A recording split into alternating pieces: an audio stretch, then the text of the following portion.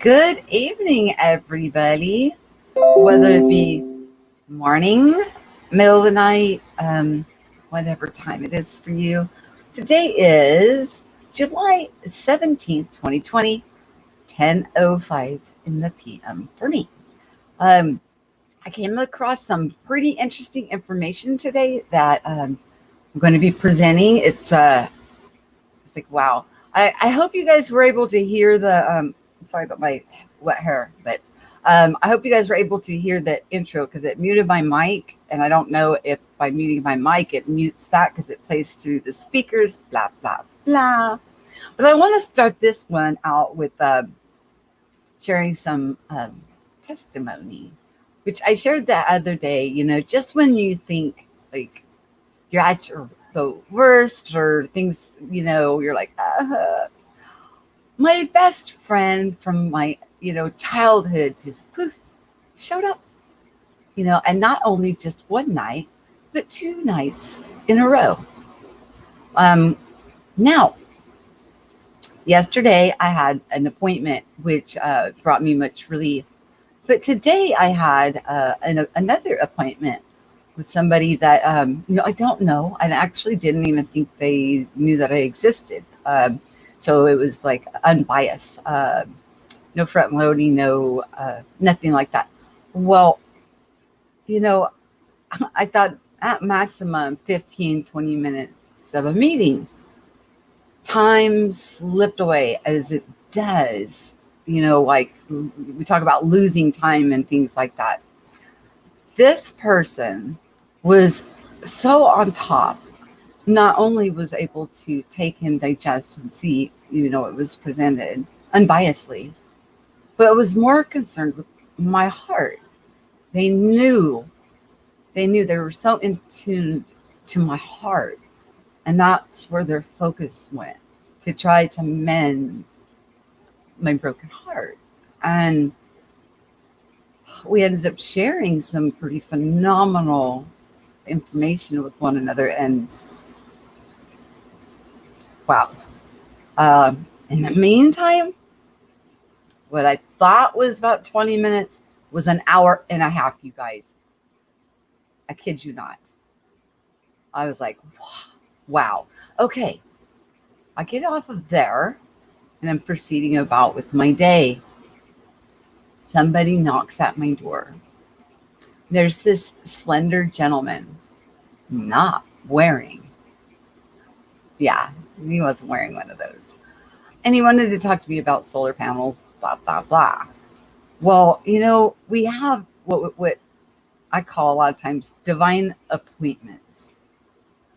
What ended up happening was, first of all, I don't make those kind of financial or large purchase decisions without my husband, nor does he without me. So I let him know that would have to be something that would be discussed with both my husband and I present. And I basically had told him, other people have come by. We're really not too keen about putting the holes in the roof and things of that nature. And you guys know solar panels are really not that pretty to look at. So, really wasn't very interested.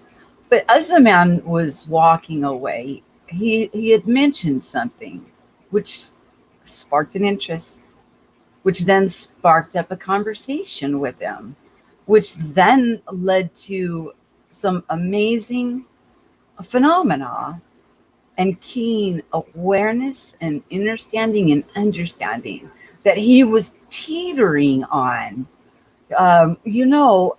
As we step out of these boxes of what we once knew to be true into the new understanding, the renewal, he was like right at that tipping point. And something that I said, and I'm telling you, this was just, the conversation just flowed, was enough that then he began to say, I've been thinking like that as I've been praying. That's the same information that I've been getting, and about how you can catch the virus by thinking about it and hearing about it. And then we talked about that's how it started. We started talking about like 6th grade health class, what we learned about bacterial and viruses. And because I said, hey, dude, I said, you're not social distancing and where's your covering? I was teasing him. I was giving him a hard time. Actually, I was pleased as punch that he did not have it on and that he wasn't social distancing, that he came close enough to my front door to speak with me and actually catch some of the cool breeze that was coming out from my air conditioning to him, because here where I'm located, I've told you guys, it's so hot during the day. It's awfully hot.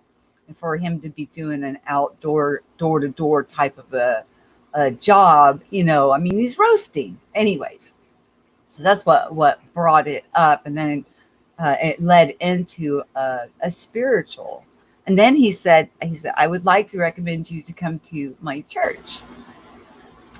And I said, well, what does your church teach on? Does it teach that, everything died when the last apostle did, or that the gifts are for now? Or, I started asking questions about, the congregation.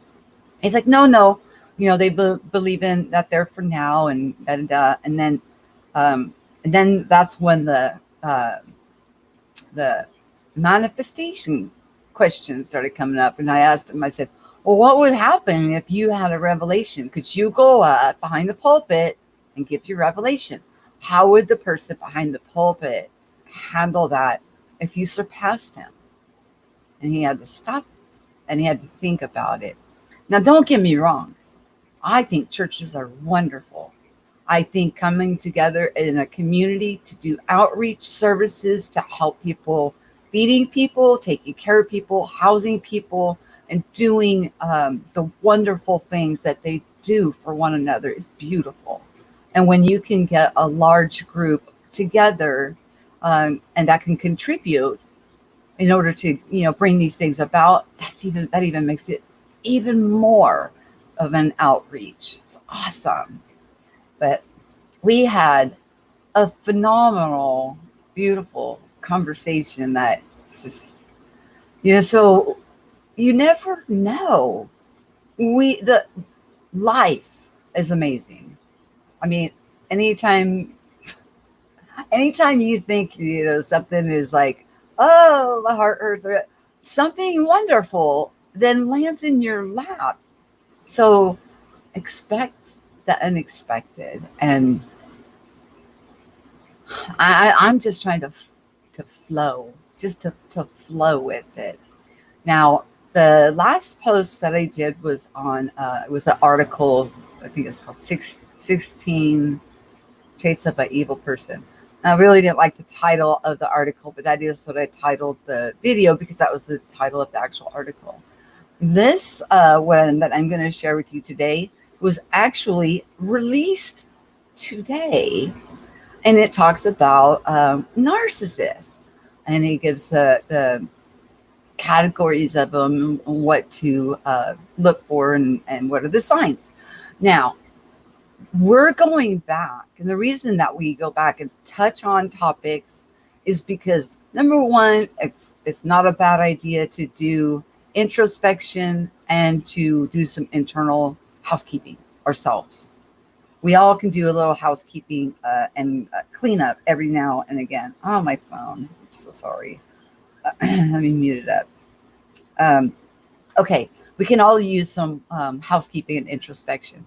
And not only that, we awaken or come into the knowledge and the understanding at different times. So sometimes touching on things that may seem like it's a older topic or something that we've already been through, that's okay. It's great.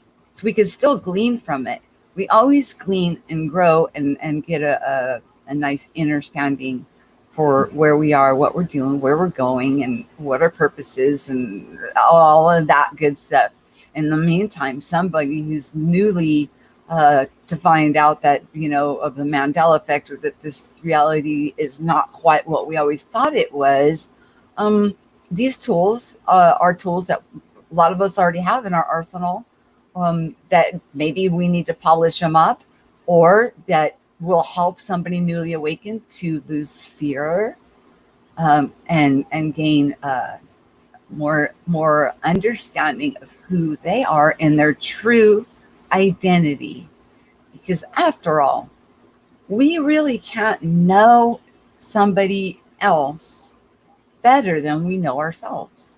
So it always has to start within us. So let me pull this up as a screen share. I have Linda, and I'll give you guys a quick shout out. And My Sky's 5D, and I'm not on the actual page. Actually StreamYard. I'm using StreamYard. I haven't used it in a while. So I'm going to go ahead and screen share with you guys and show you this amazing. The first one I'm going to show you is on the narcissist, not narcissists. Speak clearly. Okay, application window. It's this one. And then the second one I'm going to share with you guys is, let me make sure that what I want it to do is probably, hold on a second. Let me stop sharing for a second.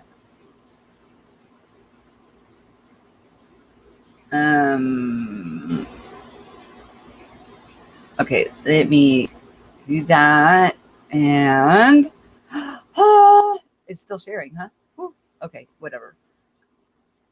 Is that big enough for you guys to be able to see it? Or do I need to get myself out of the way? Because I can do that. I can move myself out of the way. Okay, let's check this out. I am going to open it all the way up though. Full screen. And guys, the links for all this is in the description box. Okay.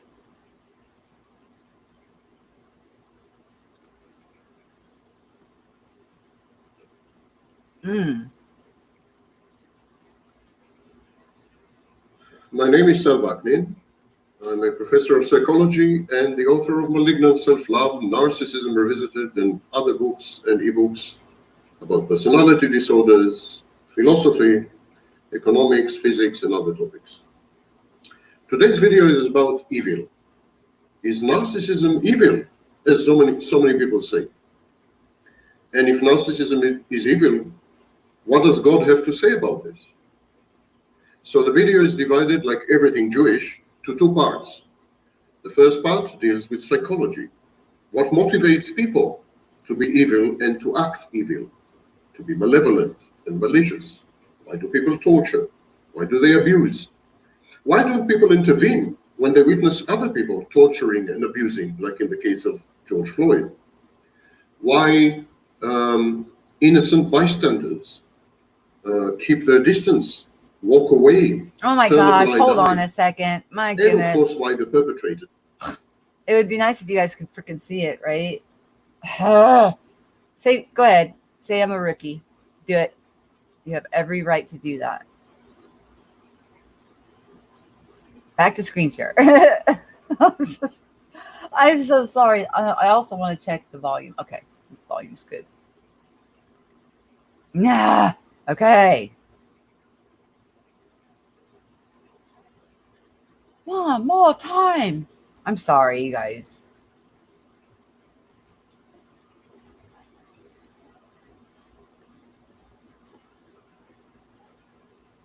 My name is Selvaknin.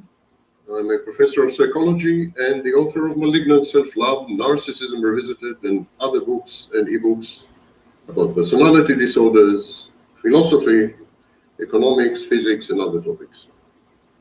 Today's video is about evil. Is narcissism evil, as so many people say? And if narcissism is evil, what does God have to say about this? So the video is divided, like everything Jewish, to two parts. The first part deals with psychology. What motivates people to be evil and to act evil, to be malevolent and malicious? Why do people torture? Why do they abuse? Why don't people intervene when they witness other people torturing and abusing, like in the case of George Floyd? Why innocent bystanders keep their distance, walk away? turn a blind eye, and of course why the perpetrators do what they do. So this is the first part of the video. You don't have to watch the entire thing, you know. You can pick and choose. You can watch the first half and then ignore the second half. Or watch the second half and ignore the first half. And shockingly, you can ignore me completely and not watch anything, which would narcissistically injure me and reduce me to tears. Something, believe me, you don't want to see. So, the second half of the video will deal with theological and philosophical questions. Why doesn't God prevent evil? What's the relationship, the intimate relationship between God and evil? Is evil an instrument of God? Etc., etc. All these age-old questions. I'm going to give them a new spin, which some of you may find interesting, others probably shocking, and hopefully both. So, without further ado, let's start. There are several types of evil. I think there are three groups of evil behaviors. There's goal-oriented evil, pleasure-seeking evil, and indifferent or off-handed evil. Goal-oriented evil, we all know about. This is the kind of evil that is exercised and perpetrated by... He's saying, if you can't quite understand, it's goal-orientated type of evil. Like they have a goal in mind. Psychopaths. They want sex, they want power, they want money, they want access, they want contacts, they want something. And if they don't get what they want, or if there are any human obstacles on the way, they become malevolent, defiant, malicious. But this is goal-oriented. They don't derive pleasure from being evil. It's simply they have to be evil to obtain what they want. And then there's the pleasure-seeking or sadistic evil. That's a kind of evil that is perpetrated in order to cause the perpetrator pleasure. The perpetrator enjoys inflicting pain on others. And finally, there's the indifferent, off-handed evil. And that's the evil typical of narcissists. That is the evil that is a byproduct of other activities, other choices and decisions, other behavior patterns. The narcissist is just who he is. He is not about to change. He's proud of who he is. He thinks he's superior. He thinks he is the next stage in evolution. So he's just who he is. And he is rigid. His personality is rigid and immutable. But in the process of being a narcissist, in the process of behaving as narcissists do, narcissists inflict a lot of pain and hurt on everyone around them, their ostensibly nearest and dearest, their so-called intimate partners. But this pain, this evil that they perpetrate, is absolutely not intentional. It's not deliberate. And it doesn't cause the narcissist any pleasure. Or, on the other hand, it doesn't cause the narcissist any remorse, any regret, shame, or guilt. The evil that narcissists perpetrate is just there. It happened. Can you guys hear this okay? Or do I need to change up the sound system a little bit? Let me know. I'm going to turn it back on, but I want to make sure you guys can hear it okay. To happen. But before we go there, let's ask the question, why are we fascinated by evil? What attracts us to evildoers? Why do we watch horror movies? Joker. Why do we find evil and the people who commit evil irresistible as far as voyeurism? Why do we have to kind of pruriently observe as they do what they do?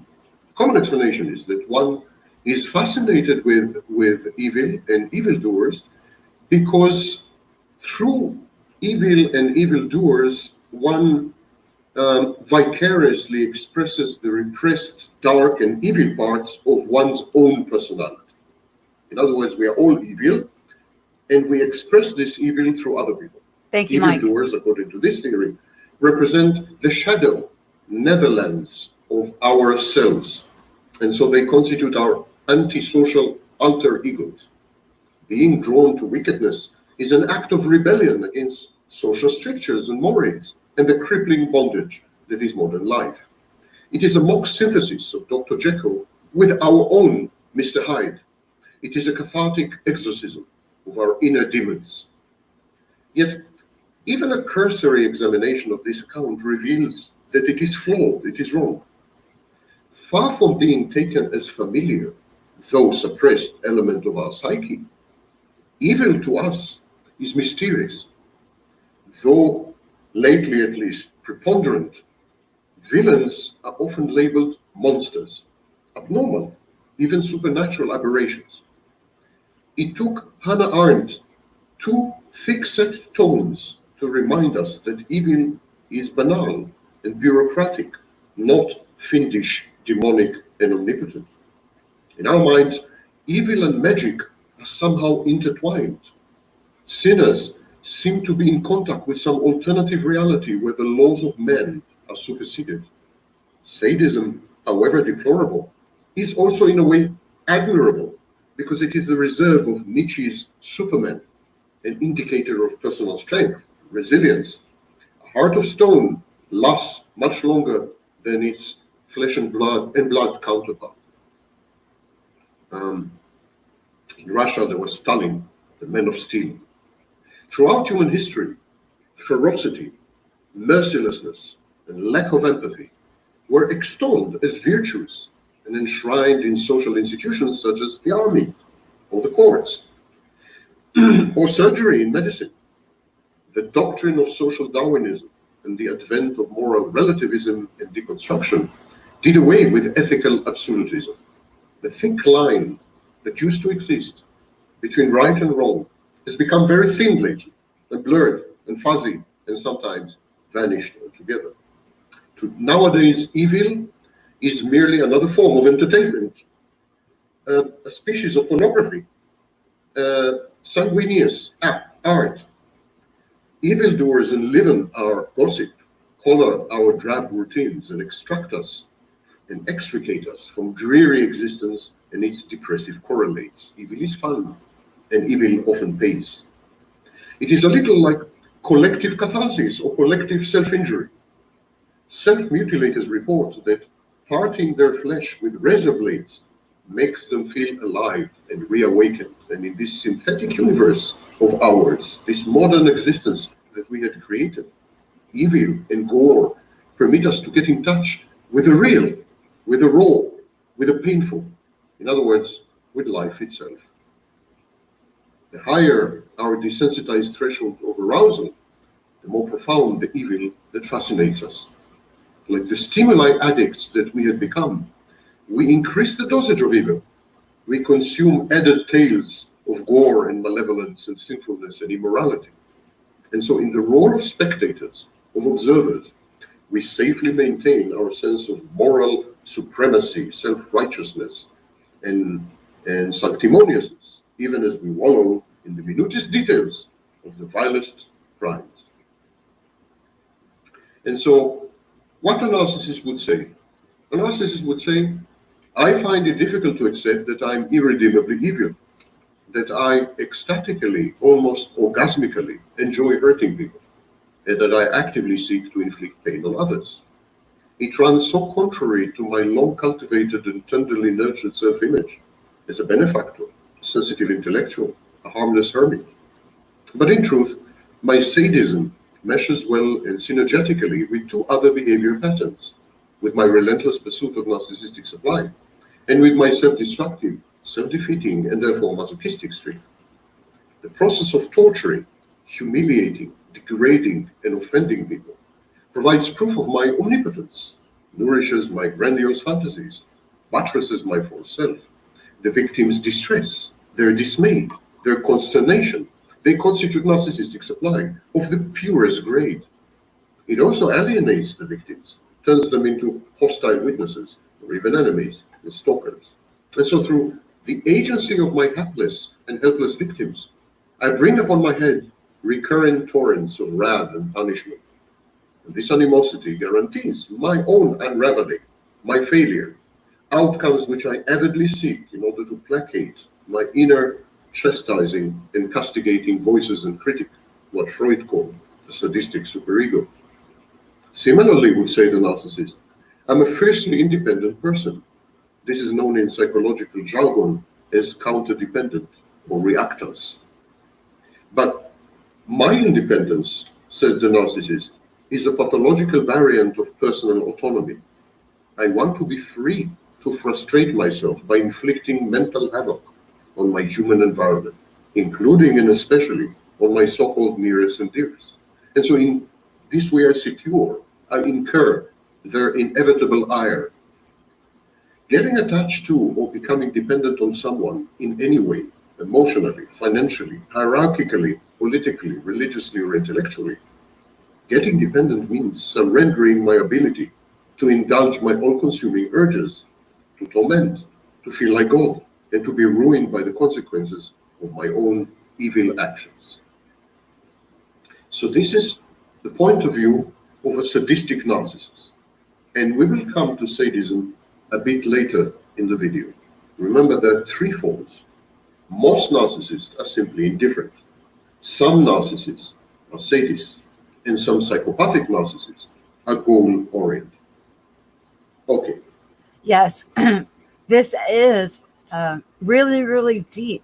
But at the same time, by knowing ourselves and actually wanting to express without oppressing is actual true freedom. So, whenever we do our inner housekeeping or our cleaning out, or, in the beginning, what we would call like the 3 days of darkness, or the burial with Christianity, the burial with the water baptism with Christ, going into the grave, coming out renewed, it all kind of ties into it. The egoic narcissistic that will trodden down another comes out as a free sovereign and enjoying and loving without oppressing. So make sure that you realize you're not polarizing. I'm presenting this, but I want you to make sure you're not polarizing in anything. It's just about awareness. That's why, the link for this also is in the description box to this man's channel. And yeah, it is deep. It really is deep. So I'm glad that you're appreciating it and enjoying it. But I've got another clip I'm going to share with you guys that's pretty amazing too. That one my dad sent me after I came across this one. It was like so synchronistic. What a synchronistic day. We understand narcissists. We understand psychopaths. They can do no better. Or if they can do better, they don't care to do better. This is why they're psychopaths and narcissists. But why do good people, churchgoers, pillars of the community, the salt of the earth, why do they ignore abuse and neglect, even when it is on their doorstep and in their proverbial backyard? For instance, in hospitals, orphanages, shelters, prisons, and the like. Why do good people ignore abuse? First of all, there's a lack of clear definition. Perhaps because the word abuse is so ill-defined, so open to culture-bound interpretation. We should distinguish functional abuse from the sadistic variety. Functional abuse is calculated to ensure outcomes or to punish transgressors. It is measured, impersonal, efficient, and disinterested. The sadistic variety of abuse fulfills the emotional needs of the perpetrator. And this distinction is often blurred. People feel uncertain and therefore reluctant to intervene. They say, the authorities know best. What's between a husband and wife, no one can know. They lie to themselves. Number two, avoiding the unpleasant. People, good people, tend to avert their eyes from certain institutions which deal with anomalies and pain, death and illness. Hospitals, prisons, army, the unsavory courts, the unsavory aspects of life, which no one likes to be reminded of, the underbelly of life. Like poor relatives, these institutions and events inside them are ignored, they're shunned. And then there's the issue of common guilt. Good people, even good people, abuse other people habitually. Abuse is a predominant form of interaction between people. Abusive conduct is so widespread that no one is exempt. Ours is a narcissistic, and therefore, by definition, an abusive civilization. People who find themselves caught up in anomic states, for instance, soldiers in war, nurses in hospitals, managers in corporations, parents or spouses in disintegrating families, or incarcerated inmates. These people tend to feel helpless and alienated. They experience a partial or total loss of control. They are rendered vulnerable, powerless, and defenseless by events and circumstances beyond their influence. Abuse amounts to exerting an absolute and all-pervasive domination of the victim's existence and the breaching of the victim's boundaries. It is a coping strategy employed by the abuser who wishes to reassert control over his life and so to reestablish his mastery and superiority. By subjugating the victim, the abuser regains his self-confidence and regulates his sense of self-worth, and that's especially true with narcissistic abusers. So abuse is a form of catharsis. Even perfectly normal and good people abuse. Witness the events in the Abu Ghraib prison in Iraq. Even good people channel their negative emotions, pent-up aggression, humiliation, rage, envy, diffuse hatred. They displace these emotions. The victims of abuse become symbols of everything that's wrong in the abuser's life and the situation he finds himself caught in. The act of abuse amounts to exorcism, misplaced and violent venting. There's always a wish to conform and to belong, the ethics of peer pressure. Many good people perpetrate heinous acts or refrain from criticizing or opposing evil out of a wish to conform, to belong.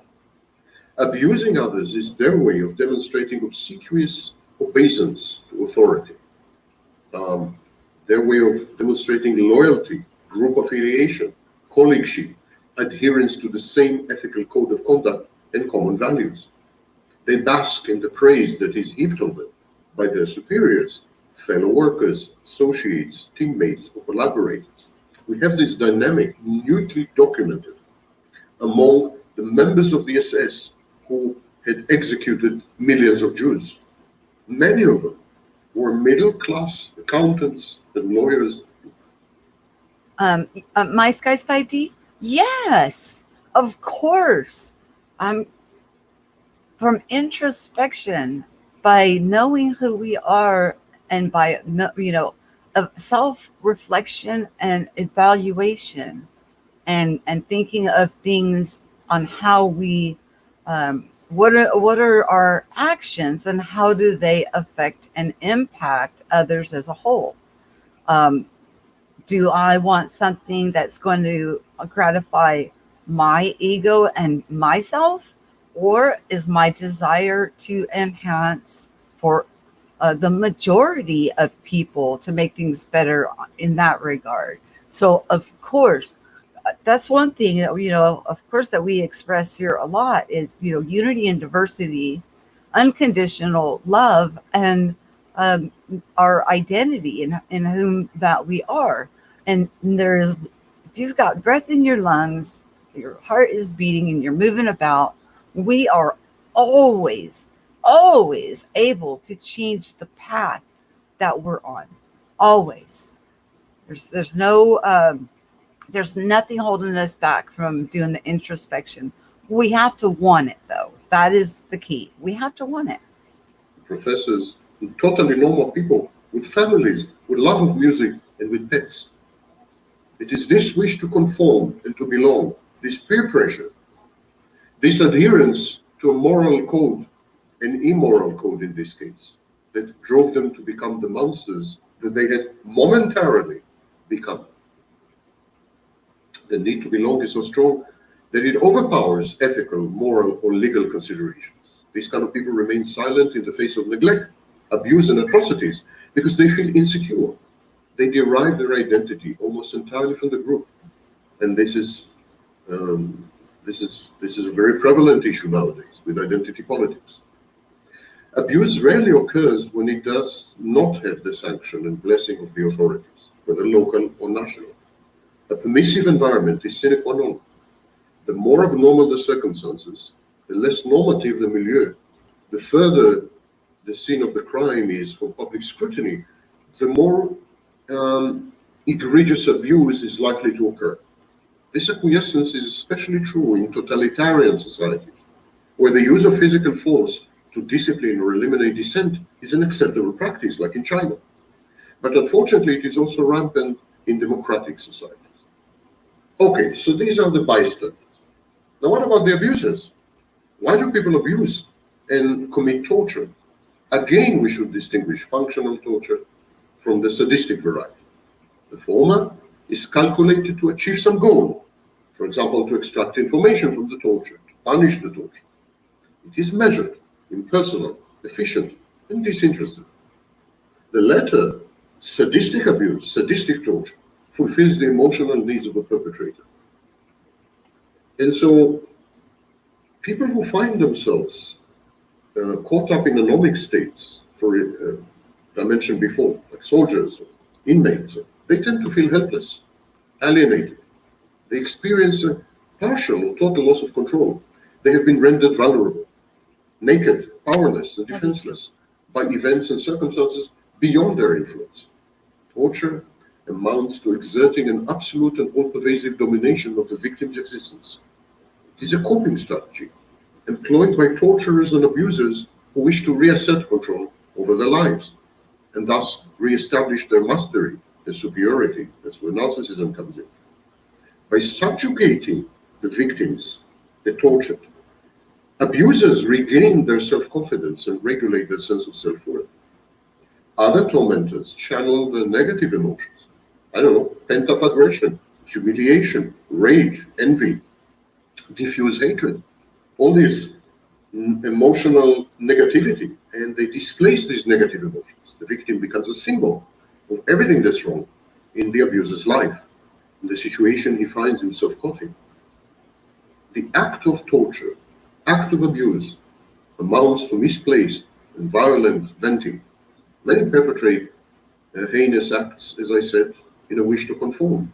Torturing others is their way of demonstrating this belonging. Many offenders derive pleasure and satisfaction from sadistic acts of humiliation. To these kind of people, inflicting pain is fun. They lack empathy, so the victim's agonized reactions are merely cause for much hilarity. Moreover, sadism is rooted in deviant sexuality. The torture inflicted by sadists is bound to involve some form of perverted sex or perverted arousal. Extreme forms of torture, extreme forms of abuse like rape, sexual rape, voyeurism, exhibitionism, pedophilia, fetishism, and other paraphilias are involved usually in situations of abuse. Many victims will tell you that their spouses push them into aberrant sex. Arousal is always involved, sexual, whether it's translated into sex or not, because unlimited power coupled with excruciating pain is very arousing to certain people. These are the intoxicating ingredients of the sadistic variety of abuse and torture. And so, you see, evil, torture, abuse, they are not as clear-cut as they're made out to be. Let's try to study each category. Goal-oriented abuse. In his best-selling People of the Lie, Scott Peck claimed that narcissists are evil. But are narcissists evil? And if they are evil, are they goal-oriented? Do they use evil as an instrument to obtain gratification or any other narcissistic supply or any other goal? There's a big problem with the concept of evil in this age of moral relativism. It's slippery, it's ambiguous. If we go to the Oxford Companion of Philosophy, it defines evil as the suffering which results from morally wrong human choices. The word choice is critical. God gave humanity the choice between right and wrong, so say believers. And so it's a choice. Qualify as an evil person, evil moral agent, or evil immoral agent, you must meet some criteria, some requirements. First of all, that this evildoer can and does consciously choose between the morally right and the morally wrong, and constantly and consistently prefers the morally wrong. And second thing is that he acts on his choice, regardless of the consequences to himself and to others. And so it seems clear that evil must be premeditated. Francis Hutcheson and Joseph Butler argue that evil is a byproduct of the pursuit of one's interest or cause at the expense of other people's interests or causes. But this ignores the critical element of conscious choice among equally efficacious alternatives. Moreover, people often pursue evil even when it jeopardizes their well-being and obstructs their interests. Sadomasochists even relish this orgy of mutually assured destruction. So again, it's not completely true. Again, the element of choice, the element of self-interest are in doubt. Humans are much more complicated than simple rules. Take narcissists, for example. Narcissists satisfy the above-mentioned two conditions only partly. The evil that narcissists perpetrate is utilitarian. They're evil only when being malevolent secures a certain outcome. And in this sense, most narcissists are very similar to psychopaths. Sometimes narcissists consciously choose the morally wrong, but not invariably so. Narcissists act on their choice, even if it inflicts misery and pain on others. That's a part of the byproduct. So narcissists are goal-oriented, they seek supply, but they don't seek to hurt people. They don't seek to inflict pain. Yet, if it does hurt people, this pursuit, if it inflicts pain, they're not averse to pain and hurt. They exude evil, they inflict evil and malevolence on other people the same way a virus does. Narcissists never opt for evil.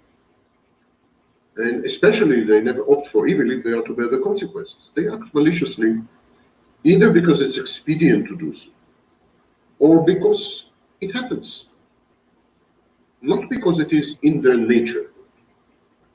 The narcissist is able to tell right from wrong and to distinguish between good and evil. That part is true. In the pursuit of his interests and causes, the narcissist sometimes chooses to act wickedly. He doesn't have empathy. So he is rarely remorseful because he feels entitled. Exploiting other people is second nature. The narcissist does abuse others, but he does it absent-mindedly, offhandedly, as a matter of fact. The narcissist objectifies people. He treats them as expendable commodities to be discarded after use. And admittedly, that in itself is evil. And yet, it is mechanical, thoughtless, heartless face of narcissistic abuse. It's not passionate. It's not emotionally. It's robotic. And this is exactly this automatism. This is what renders the narcissist so alien, so frightful, so repellent. An argument can even be made, and I'm not making it, by the way, but it can be made, that narcissists and psychopaths are like a force of nature. I mentioned viruses, tornadoes. They inflict havoc on their environment, but they cannot really help it.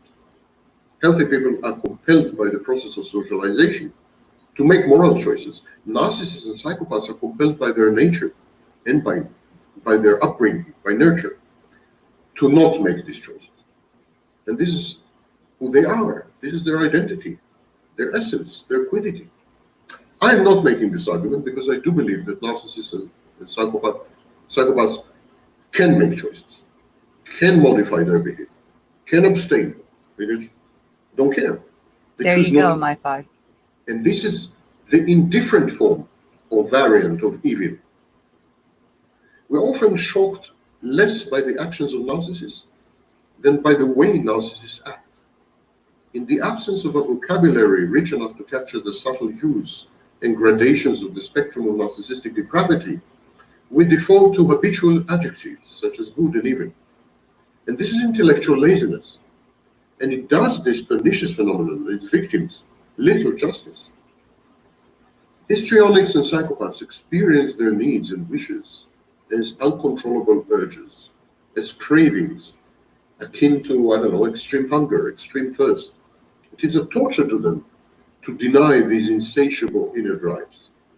Yet they still can, if they care enough, if they're frightened enough.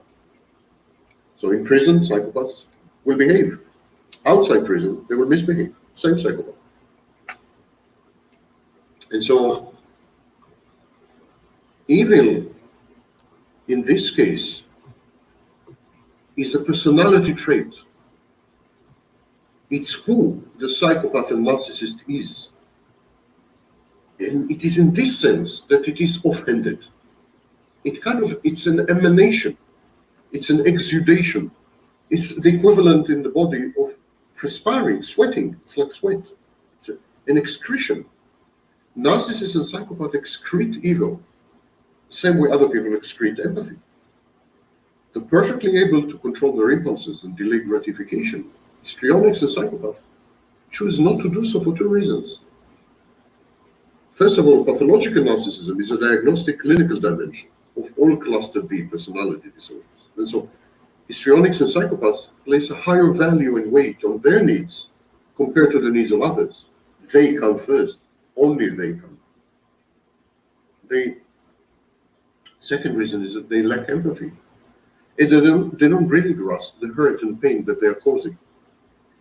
Even when they do grasp it, they don't care. And even when they do care, which is rare, they believe that they have a right to gratify their desires and fulfill their wishes, no matter the cost to others. Histrionics may feel guilty. Borderlines may feel guilty and ego dystonic. They may feel bad about themselves, about their actions, they feel ashamed. But it doesn't prevent them from misbehaving. So when a histrionic or a borderline feels the need for male attention and admiration, she will seek it, without dedicating a single thought to the pain and hurt she may be inflicting on her nearest and dearest, on her male targets.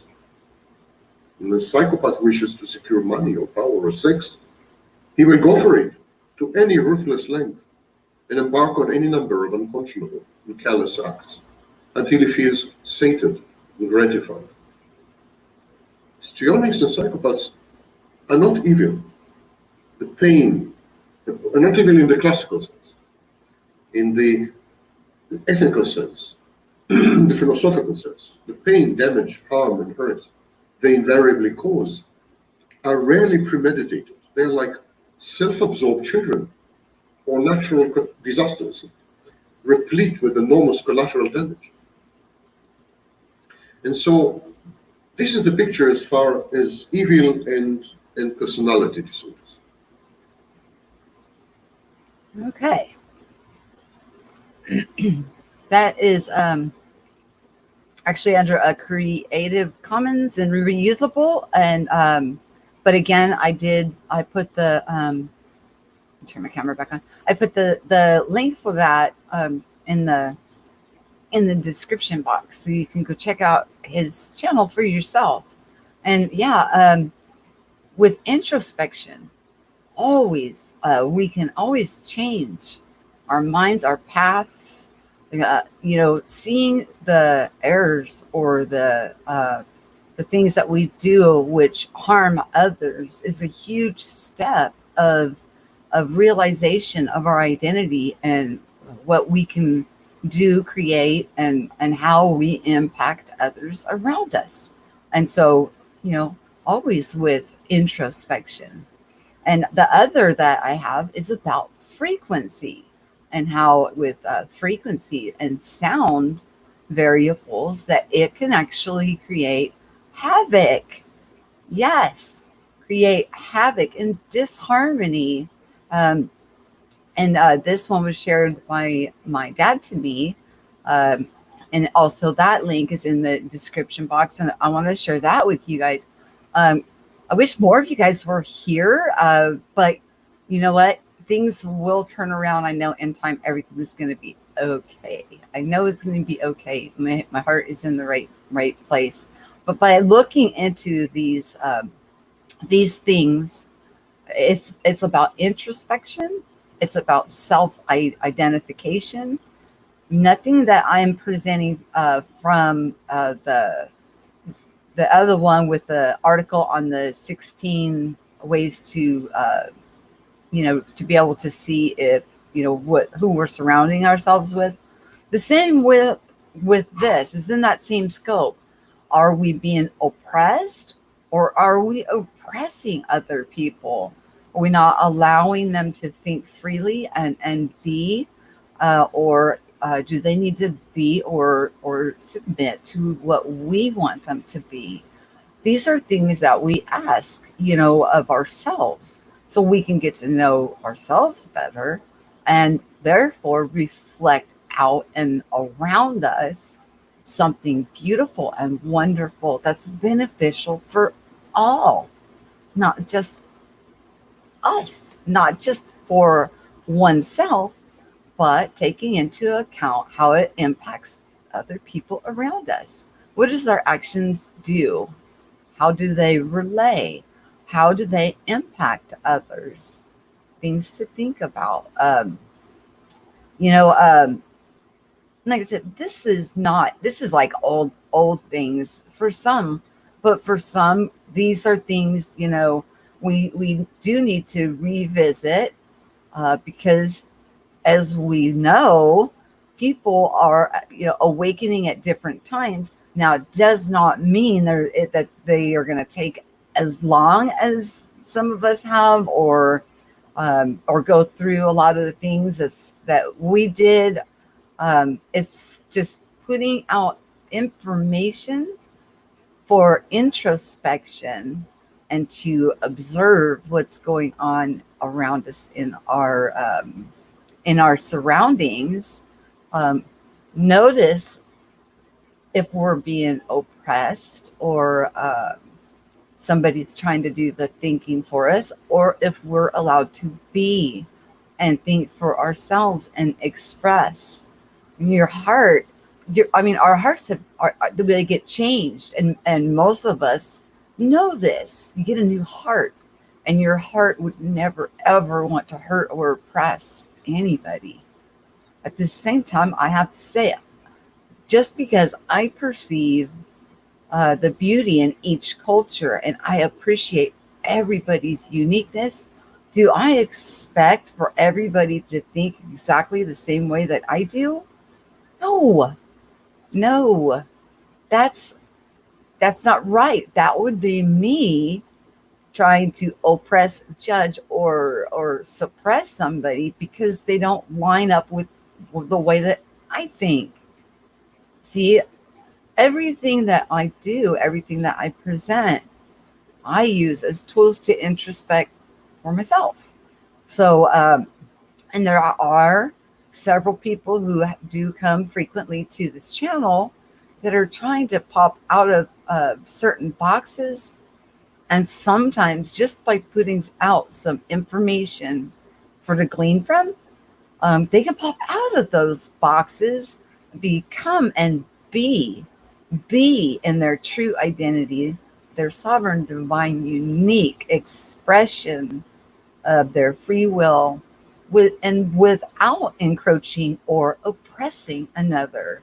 When he's talking about psychopaths and narcissists, the common theme that I heard there was that it was all about just the one person that will do just about anything to meet their goals, not the goals of the whole, but personal. And if that's a simple way of introspection, is what you're doing going to be for the common good of all? Or is it for the common good of just me? Right? And, to answer that question, my skies 5D, yes. No matter where we're at, when it happens, when that wake up happens, sorry about that. When that wake up happens for each of us, we go through that transformation, that transition where the stony heart becomes a fleshy heart. Empathy kicks on into high gear. We can feel what's going on within somebody else. As I talked about before showing this clip, having that meeting with that lady or that gentleman, I had two different encounters today, but they were more linked into my heart and worried about my heart. Their empathy was kicked on to such a high level, such a high degree that they could see the pain. They could see how hurt my heart was, and therefore was trying to mend my heart. Although looking at what I needed to show, but they were seeing past that into how it's impacted my heart. And what a beautiful thing. I mean, goodness gracious, you guys, we are limitless. We're limitless in beauty. We're limitless in empathy. We're limitless in love for one another. My cup runneth over. My cup runneth over. Okay. Hi, Michael. How are you? Another thing you've noticed is that, okay, another thing I've noticed is if you can lift 50 pounds, do not act like have something else to do. No, what? Duty act like someone else do it. If you can't lift 50 pounds, leave it. Okay. Huh? If you can't lift 50 pounds, don't try to lift 50 pounds. I guess is what you mean. I've been through this before. It's not fun being treated like everything is your fault. Oh, and you can't do anything right. And see, that's part of it. Introspection is one part of it, and also looking around with the people that we surround ourselves with. Are they, lifting you up, or are they oppressing? I mean, it's not just internal work. Yeah, that's the one, the internal work is what we have the choice on. We have the choice to choose to do the internal work. We can't do the work for anybody else. It has to be their choice. But, we can also use these tools for discernment for what kind of people are we surrounding ourselves with? Are they uplifting and loving and treating you with equality and fairness as the divine, beautiful being that you are? And again, with the introspection, are we treating others around us as the divine, sovereign, beautiful beings that they are, without being oppressive and thinking they need to think exactly like us or do exactly what we say in order to, conform into what our idealistic version of whatever it is that we're trying to portray out into the world. You know what? It's not a bad thing to be human, you guys. We make mistakes. There's nothing wrong with that. There's nothing wrong. We don't have to be perfect. Excuse me. Oh, I forgot. I wanted to put this little banner thing up. I don't think it'll matter now because we're pretty much almost done, but I'll play it anyways. I'll put it on. Well, I'm going to, there it is. Okay. I want to show you guys. Let me make sure that it's up and ready to go. Excuse me. Oh, where is it? There we go. And back over here. And I'm sorry, I accidentally turned my YouTube sound on my homepage. So if you heard an echo, I apologize. Okay, now let's do a screen share again. This one is much shorter, but this one is about frequencies, sound, tones. Absolutely fascinating. And how, even though, this article covers some things that, are ways of using it or that have been used to create havoc, also frequencies can be used for harmony, peace, and love. Actually, there is a note in there that was found, and they're calling it a miracle frequency, a miracle tone. So I hope you guys enjoyed this one, because this one's pretty cool too. And again, this one is down in the description box for you guys to check into these things for yourself. And I wanted to say the man that was presenting there, which may be pretty phenomenal for you to know, is a Jewish man. And we hear that the Jewish people they think they're the chosen of God and this and that. Well, he's Jewish, and he seemed pretty humble, very educated, and wanting people to understand these things about ourselves, and if we are being oppressed by another, to be able to recognize through what he just gave us. It's just, I really highly recommend that you go and watch it over again, because each time you get more out of that one. I mean, it's just absolutely fascinating. Okay, let me turn my camera off. Hold on. Cancel that for a minute. Let me turn my camera off first. Yeah. Because I turn my lights off when I'm screen sharing and stuff with you guys, because it's so hot. And it's just hot. Okay, here we go. Hopefully this one has popped up for you guys and you can see it. It's called The Hidden Frequency. Let me turn I got to turn the slides off. Can you guys see that? Let me know if you can see me, or you can see the screen share. There. Let's start it up.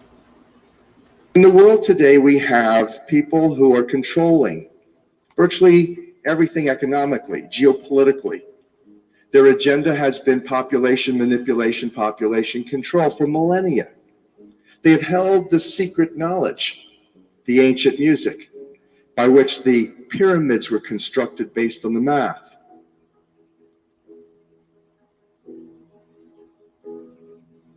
I began to investigate 528 by a divine revelation that was given to a Dr. Joseph Paleo back in 1997, along with the original musical scale, the original solfeggio.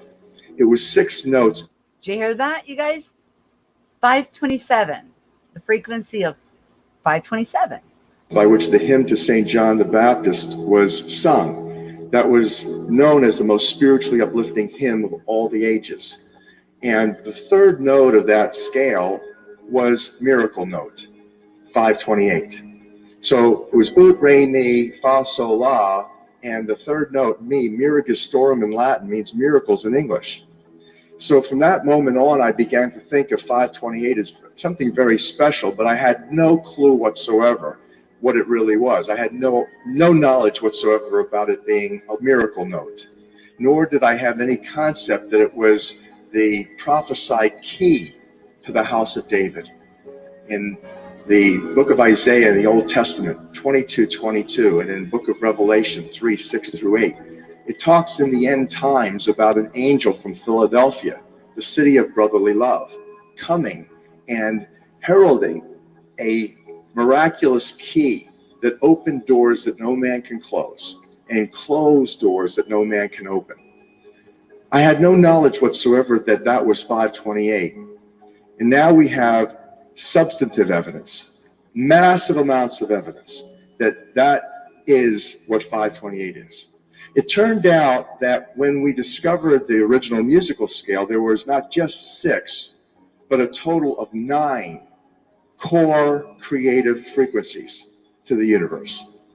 That is, everything in the universe is made from 9 notes, only 9. And that the first 6 are the solfeggio, and then there's 3 additional ones that form a perfect circle of sound. And that perfect circle of sound looks something like this. The other note that you see, 741, which is part of nature, is called the devil's interval in musicology. That when you play 7/4/1 with 5/2/8, it creates such an annoying and dissonant energy, diseasing, stressful, that if you continue to listen to it, you could die. In the world today, we have people who are controlling virtually everything economically, geopolitically. Their agenda has been population manipulation, population control for millennia. They've held the secret knowledge, the ancient music, by which the pyramids were constructed based on the math. All of the universe is constructed according to these 9 tones. They knew about them. In fact, they instituted. In fact, it was the Rockefeller Foundation in 1939 that instituted the world's standard tuning. The Western world tunes to a 440 hertz frequency. That when you tune your instrument to that, the F sharp note is 7/4/1, precisely.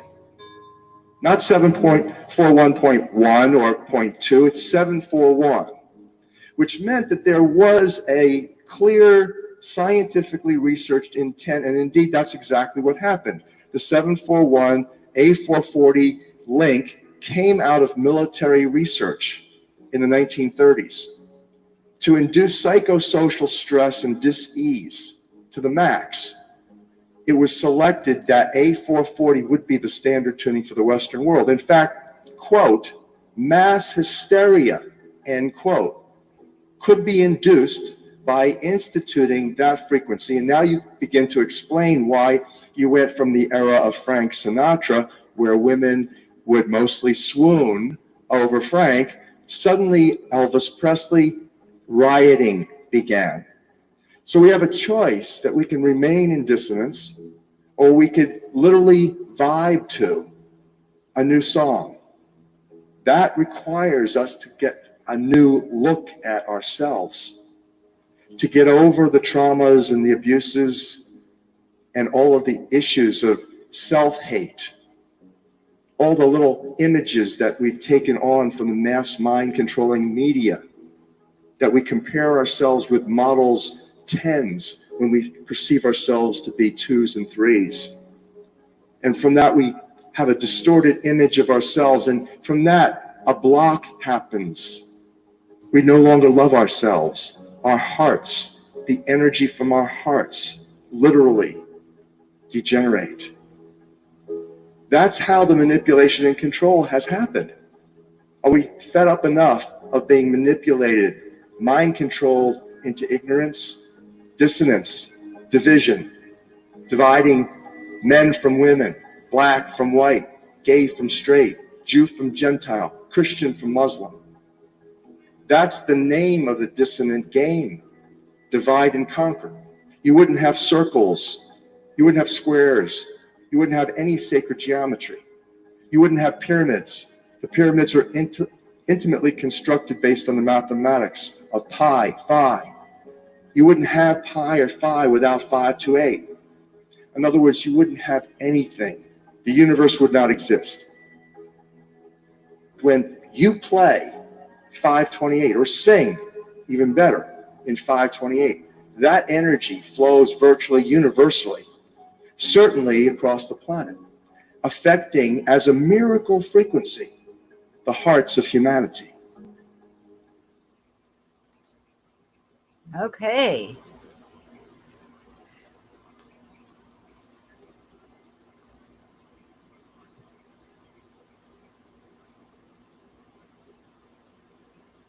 And get back over here to you guys. Oh, I gotta turn my lights back on.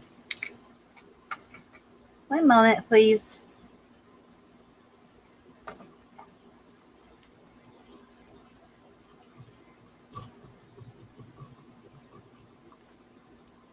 There I am. Okay, so now I think that was a good way. Let me get where I can see your comments. That was a good way to end it with a frequency and how important that frequency is to us, to our bodies, to our resonating. And we often hear the term 5D. 5D Earth, new frequency, higher frequency, high vibration. So as we was just shown there in that short clip there about sound frequency, everything about us, we emanate a frequency around and about, from the magnetic of the heart, mind, and the flow of our toroidal. When you have that heart like breast wide open, the renewing of our mind, we're flowing out, what would be likened to that new song, that new frequency, where we're actually seeing plants and vegetation and the world restoring itself. We're seeing sky watchers are catching light bending events from what is coming from within them, reflecting out and around them. And they're capturing these things and sharing them with us. Just there's so many different platforms and avenues to look at to be able to see that something amazing is going on. No matter where we're at, no matter what path, where we're walking at, there's no level system in equality, you guys. And that's one thing I want to express. There is no hierarchy in equality. There is no division in equality. When our hearts are renewed, it is for the greatest good for everyone, including us. But by, it being everyone, we would be included in everyone. Remember, you can't say, I'm no one. Because what? Think about that one for a moment. It doesn't even make sense. If people make you feel invisible or that you don't matter, look around at the people that you surround yourself with. Maybe a change in scenery may help, because you are a brilliant, divine, wonderful being. You're not invisible. Trust me, the Creator made no mistakes when He made us. Everything is perfectly designed, and within our body, the frequencies, the emissions that we put out, to connect. And there's different religions and these sacred texts and hieroglyphs and so many ancient symbols and things like that tell us these very things. So we can find it outside of ourselves. But I tell you, everything we need is within. It's within. Seek, knock, pray, meditate. I often say, for me, praying is when I'm talking, and meditating is quieting my mind to be able to listen to that still small voice. Remember, we don't find God in the thunder. We don't find God in the earthquake. We find God in the still small voice, in the breeze of the wind. And that's that inner voice, the intuition, the gut instinct, the sixth senses that we have. We tend to push off that sixth. Well, let's not do that anymore. Let's include everything, every tool, every ability, every gift that we have within us. You're divine, you're sovereign, you're beautiful. I hope that this presentation has helped to introspect or to outrospect on who we surround ourselves with, and to get to know ourselves and polish up our tools. For anybody that this may be a refresher, please do check the links below. The one on frequency actually comes from some of the findings from Tesla, some of the information Tesla knew. Is free energy available? Is it out there, you guys? Heck yes, it is. We are energetic. I don't need to plug in to recharge myself. Do you? Food for thought on that one, you guys. I love you guys all so much. Thank you for being here. I hope you guys enjoyed the presentation. Some of these topics I don't like to really talk about. But I do, because it's not just about me. It's not just about me. This platform is about awareness, identity, and share experiences with one another, and to lift each other up, and remove fear and replace with unconditional love, treating each other as the divine sovereigns that we each are. So does anybody have any questions? Oh, I see Quartz Quantum popped in. I seriously just live my life. If someone doesn't like it, then too bad. I do my own thing now. Always wanted to